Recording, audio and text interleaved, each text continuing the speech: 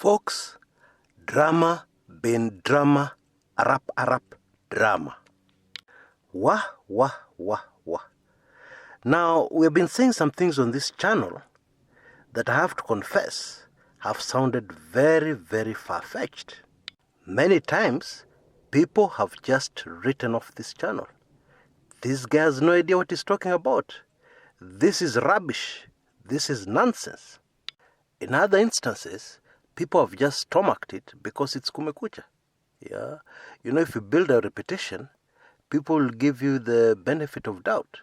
Otherwise, anybody saying these sensational, very far-fetched things, anybody else would have just been written off and laughed off. Okay? Now, yesterday, Senator Kipchumba Murkomen had an interview with Citizen TV. Yeah? And the things he said in that interview,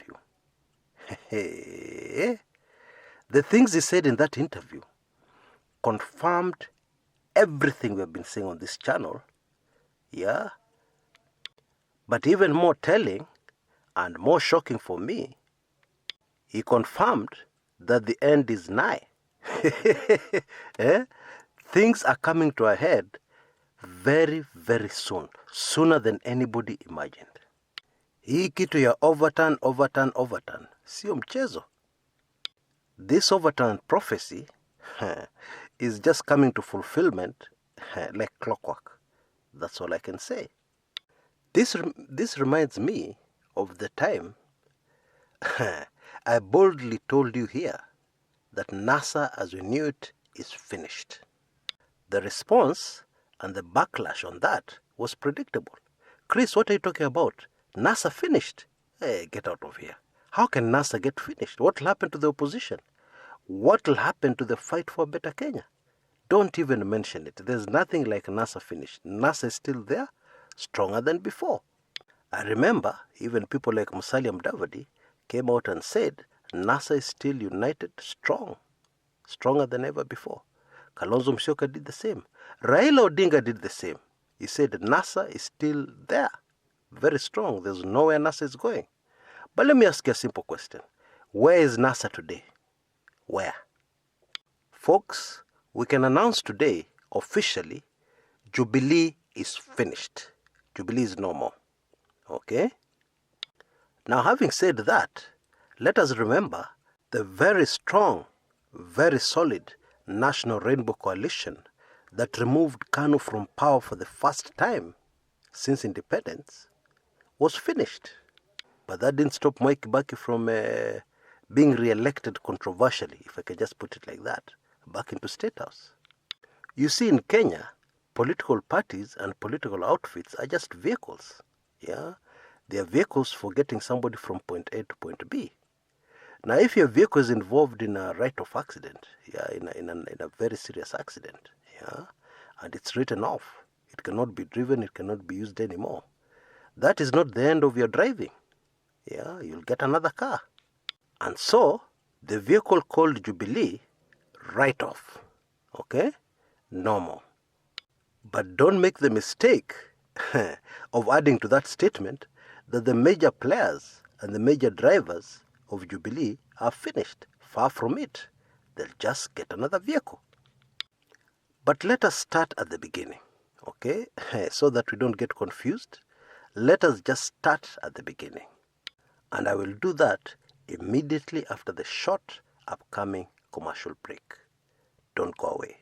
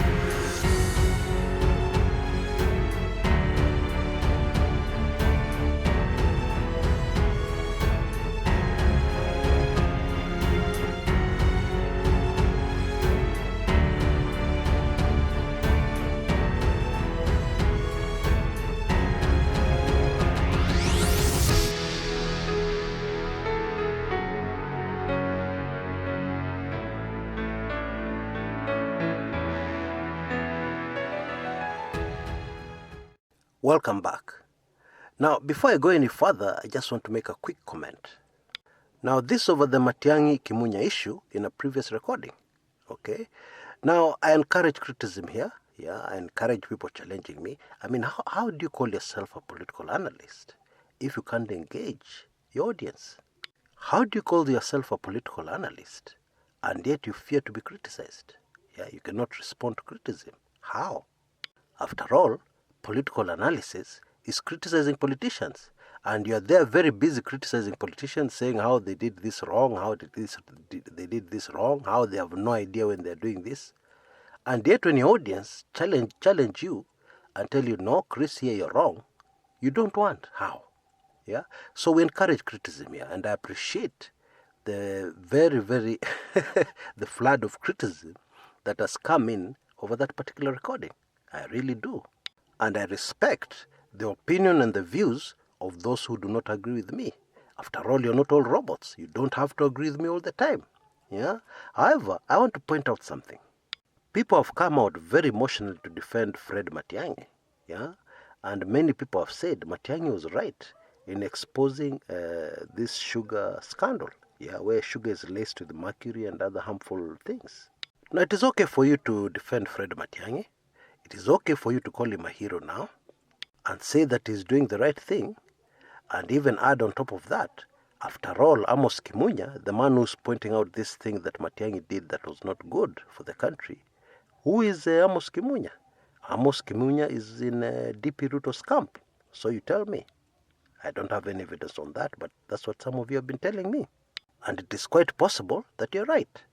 However, in political analysis, and indeed in analyzing any situation, you have to look at the history of a man. Who is Fred Matiang'i? Okay, you've asked me who is Amos Kimunya. But who is Fred Matiang'i? Isn't this the same man who, when children, innocent children, were killed, he told us they were involved in demonstrations? When they were on the receiving end of police bullets, Matiang'i said these people were involved in demonstrations. Yeah, they were involved in demonstrations right inside their houses. Yeah, right in the arms of their mothers, some of them. Yeah, they were involved in demonstrations playing outside their houses. Yeah, in a storied building.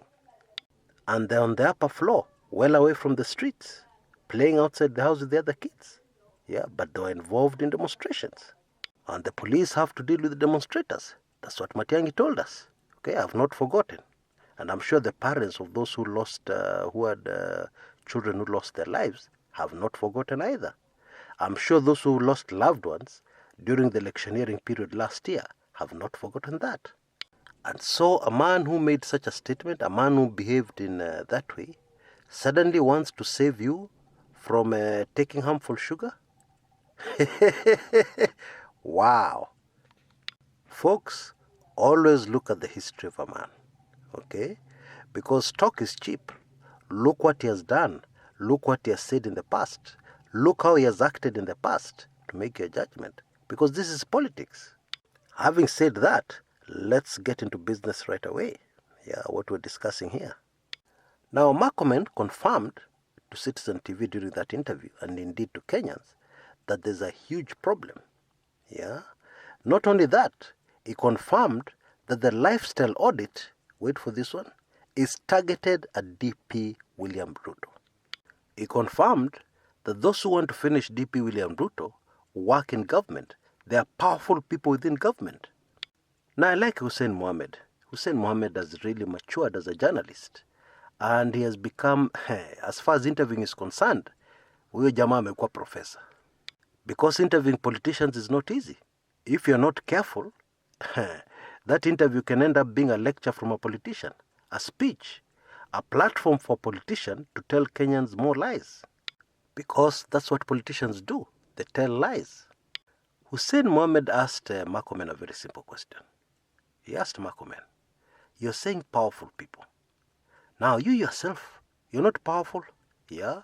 You're your majority leader in the Senate. You're very close to DP William Ruto. You're close to the president. You speak to these people every day. So now you're telling us about other powerful people. Who is more powerful? Are these people more powerful than you? Very simple, but very loaded question. Yeah, And of course, Murkomen evaded it. But he said these people work very close to the president. Yeah? These very powerful people who want to finish DP William Ruto. And he stubbornly refused to name them. And then he was asked, who are these people taking the instructions from? If they work for the president, are they taking the instruction from somebody else other than the president?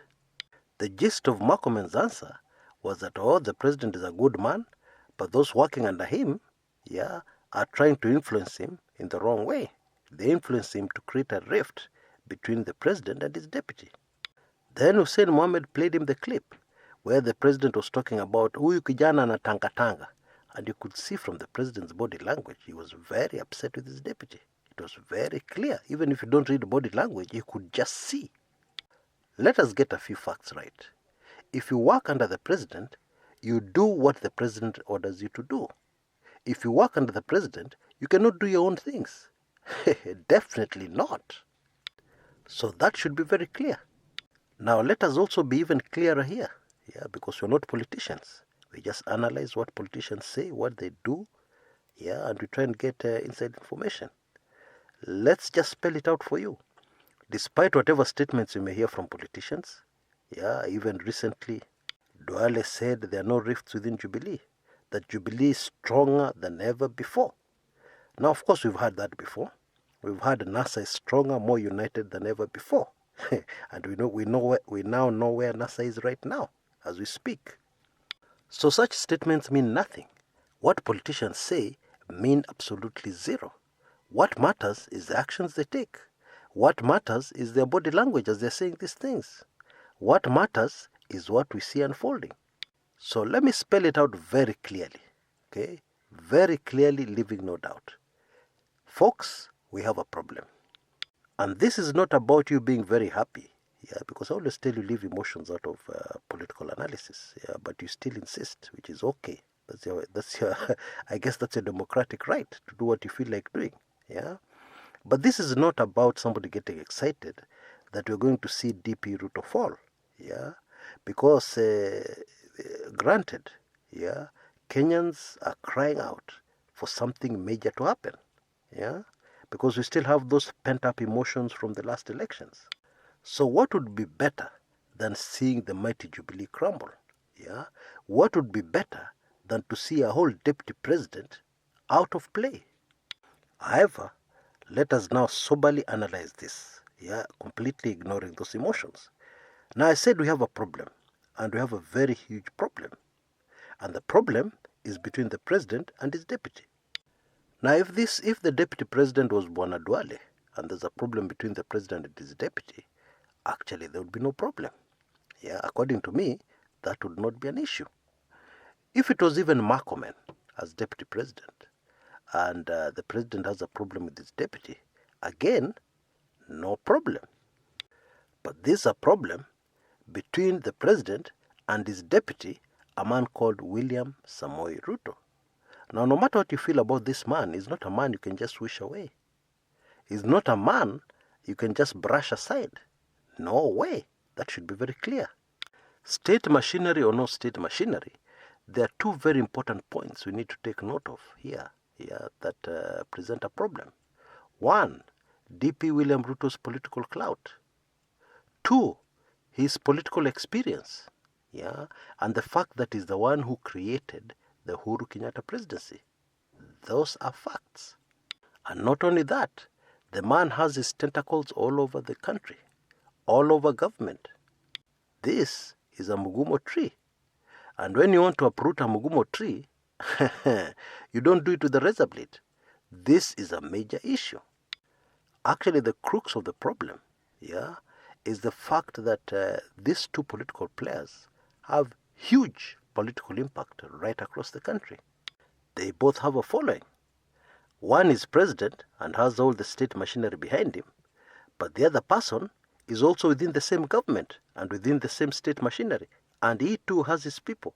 And don't forget, he's the one who created the Uhuru Kenyatta presidency. So the long and short of all this is that the current anti-DP Ruto battle, yeah, or the attempt to finish him politically, which is coming from the Uhuru Kenyatta camp, is extremely dangerous and could have very huge, far-reaching consequences that would be harmful to Kenyans. Fascinatingly, we're right back to where we were after the disputed August 8th elections of last year. Tensions were high and we were on the verge of civil war.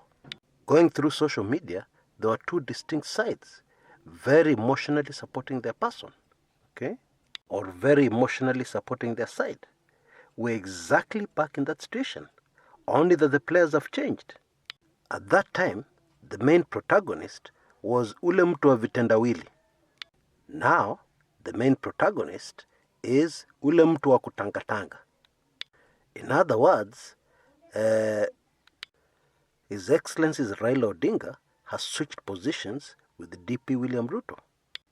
I don't know if you have noticed that Raila Odinga and Uhuru Kenyatta are speaking exactly the same language, using almost the exact same words. And I'll go even deeper than that. I will summarize our exact situation in a few words. On one side of the political divide, we have President Uhuru and His Excellency Raila Odinga, and they're saying we must clean up the country. We must get rid of corruption. We must have lifestyle audits. We're not targeting anybody, but these things we must do. We must clean up the country. And on the other side, we have DP William Ruto, and he's not responding directly in public. Yeah, that's why there's a lot of confusion. People don't know what's happening. People are not sure because they are waiting for politicians to open their mouths and say something, and then they'll say that is confirmed, that is solid. But what is happening in this case? DP William Ruto has his foot soldiers, and they're doing all the talking for him. And the gist of DP William Ruto's response is the following. Jaribu. Jaribu. Just try me. I created this presidency. Uhuru Kenyatta would not have been president without me. We know all this lifestyle audit and fight against corruption is targeted at me. And indeed, we have already seen evidence. Look at the people who have appeared in court. Even the most recent very sensational arrest of the Member of Parliament for Nakuru Town West. We know it's targeted at me, but just try me. Jaribu, tuone. Aisha Jumwa let it slip the other day. You know, she's formed in the DP Ruto camp. She said, in the clip that I played on this channel yesterday, she said, we are tired. Yeah, we shall not take it anymore. So the big question is, what will they do next? Yeah, because when you say you're tired and you'll not take anything anymore, it means you're about to take action. So what will they do? Well, I have no answers. I have no idea. But now you get a picture of the scenario. This is a very serious all-out war. And in this war, there are going to be winners and losers.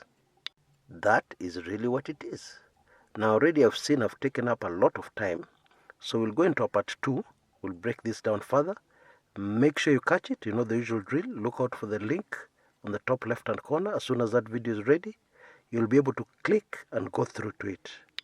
If you want to miss that part 2, shauri yako. Because it's going to be sizzling hot. Yeah, catch you there in a bit. This is Kshs Kumekucha.